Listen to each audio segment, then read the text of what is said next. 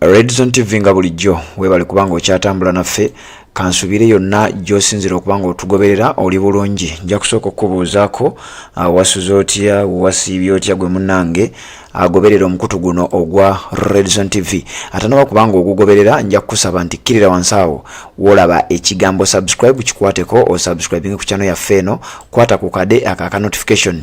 Ate mu ngeri y'emu nja kukusaba otuwe ekigalo soko likinge kubanga bwentera okugamba nti gyokoma okulikinga information gyekoma ate okubeera nga etambula. So kati gwe bw'okwata n'ogenda ku kigalo n'otuwa ekigalo n'olikinga information eno ojja kuba oyambyeko buli munnayuganda yenna gy'asinzira oba gy'awangaalira okubeera nga ate naye bw'atyo amawulire gano gamutuukako bulambalamba. Redzone TV nga bulijjo bwetyo bwe tugenda okuba nga tutambula. Bino byonna nakugamba era nakusuubiza nti tugenda kuba tubikutuusaako mu mbeera yonna eyeetaagisa.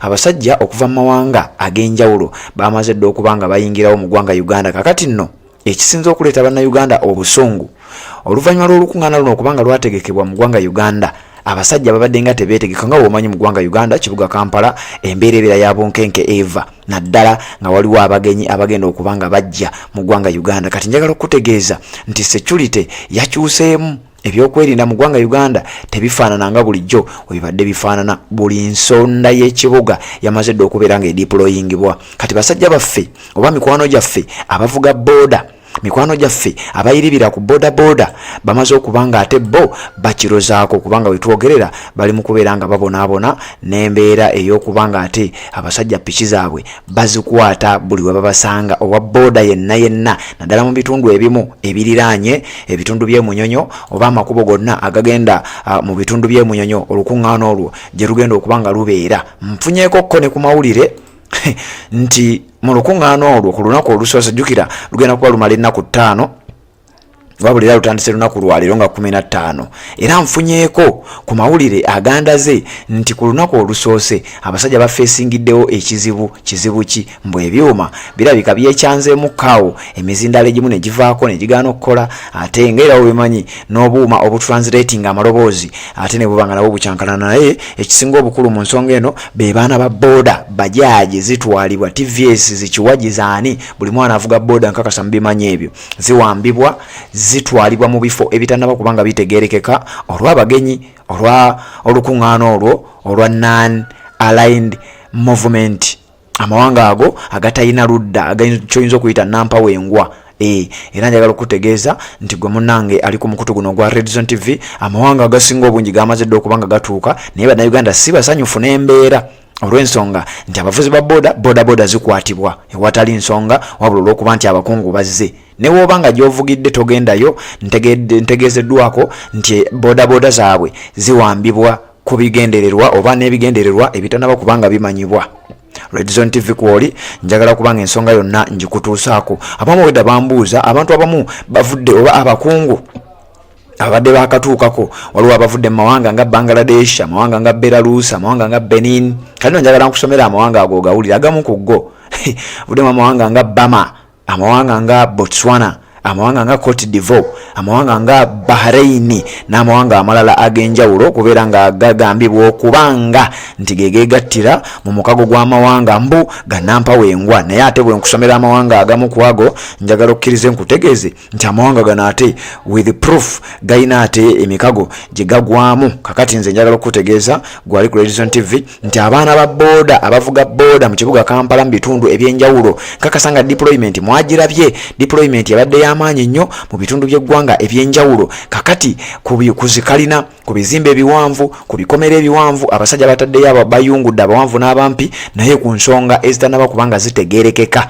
ku nsonga zotayinza kubanga onnyonnyola olw'ensonga nti omugenyi wabanga anaakyala mu Uganda sirabawo oba omuntu yenna teyandirabyewo nsonga lwaki abantu bannansi batulugunyizibwa. Kakati njagala okutegeeza omusajja amanyiddwa nga minisita avunaanyizibwa ku nsonga z'ebweru w'eggwanga amanyiddwa nga Henry Okello Oryem. Ono ye ate akoze ekyenjawulo bw'avuddeyo n'agamba nti ye tagenda kulekeraawo kukwata, tagenda kulekeraawo oba tebagenda kulekeraawo ku arrestinga, okukwata, okukyajinga, okubonereza abantu bonna n'omusango ogumanyiddwa nga treason. Buli muntu yenna agenda okuba mbu nga yekiika mu nteekateeka zaabwe eza conference eno oba summit eno eya NAM. Era ye n'ategeeza nti nga gavumenti bagenda kukwata omuntu yenna anaagezaako okupublishinga information eri negative ku Uganda, naddala nga bagezaako okubanga bakola zi hashtag ezigendereddwamu okubeera nga zirabisa kyoyinza okuyita okulabisa eggwanga lya Uganda. Kati nno minisita owa nsonga z'ebweru w'eggwanga amanyiddwa nga minisita amanyiddwa nga Okero Oryem, njagala nno omukuwako wano obeere nga omulaba bulungi nnyo oyo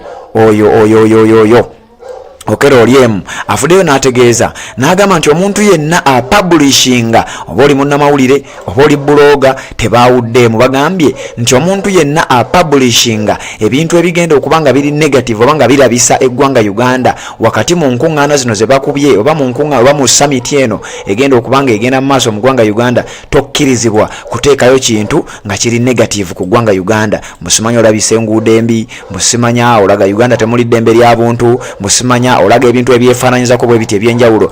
Avuddeyo n'ategeeza minisita Okero Oryem nti tebagenda kuttira muntu yenna ku liiso, era bagenda kubanga bakola kaweefube ow'okulaba nga basiba bannayuganda mwenna abanaavaayo ne muba nga mupublishinga ebintu ebiri negative ku nsonga eno ey'olukuŋŋaana luno lwa NAM, babeere nga bagezaako okulaga ensi nti wamma bano be bapositinga oba be bapublishinga si bituufu. Uganda ejjudde emirembe mu mbeera ez'enjawulo, era nti bano abaana oba bali ku social media oba media companies ez'enjawulo bye batweetinga oba bye bapublishinga bya bulimba, eggwanga Uganda lijjudde emirembe. Ne bino ebyokuwamba bodaboda ndowooza nabyo biyinza okuba bigendedde omwo nga teweetaaga kubanga obiteekayo, kubanga bodaboda tutegeddeko nti ziwambibwa enkya n'eggulo oluvannyuma lw'okubanga olukuŋŋaana luno lwatandise mu bitundu by'Emunyonyo. Kati buli muntu wa boda avugira mu bunkenke, abaana ba boda batambulira mu bunkenke, ate n'abasaabaze nabo batambulira mu bunkenke. Olw'ensonga bodaboda bwe beewambibwa naawe olugendo olutaataaganyizibwa gwe abadde omusaabaze sinakindi naawe okutwalirako bw'oba teweegendereza. Kakati ffe wano ku Red Zone TV updates zonna tulina okuba nga tuzikuwa obeere nga naawe obituukako oba nga ensonga zikutuukako yonna gy'osinzira okuba nga gy'owangaalira, gy'oba nga ate gy'oyimirira n'oba nga ate ogoberera omukutu guno ogwa Red Zone TV. Ffe ne tuba nga omulimu gwaffe tugukoze mu mbeera gye tulina okuba nga tugukoleramu, ate buli nsonga ebeere nga ekutuukako bubaaya saana nnyo. Kakati nga mmaliriza njagala okkirize nkutegeeze ku baganda baffe aba Haruna and Sons Interiors nga bano nakugamba bakolera entebe ez'omulembe, furniture w'omutawaana ku bbeeyi rayisi, bakolera entebe sofa sets, bakolera sideboards, bakolera wardrobes, bakolera ebintu ebyenjawulo byonna ebigwa mu kkowe erya furniture, bakolera furniture w'omu ddiiro lyo, bakolera furniture w'omu kisenge wa office yo, kyonna kyonyiza okuba nga okwetaaga ate ku bbeeyi ey'okuteesa. Basangibwa side za wano ekawempe wennyini mu bitundu okuli okumpi n'eyali Avis Company ku kkubo erigenda ettula. Ate njagala okutegeeza nti woba otuuseewo ojja kuba ku namba y'essimu eyo eri 0753 16 bano bajja kuba bakwasaganyiza bulungi nnyo ensonga, ate ekintu kibeere nga kitambulira ddala bubaaya saana nnyo. Furniture wa mulembe ate ku bbeeyi entonotono, ate ng'era ebbeeyi wadde entono naye era yakuteesa. Heavy deployment eteekeddwa mu kibuga Kampala yesinza okuba nga eteeka bannayuganda ku bunkenke, nga wano ku Red Zone TV kitukakatako okuba nga tubikuleetera. So kati oba tonaba kuba nga osubscribe nga kikole tubeere nga tutambula, era njagala tuwuliziganye ate mu updates eziddako.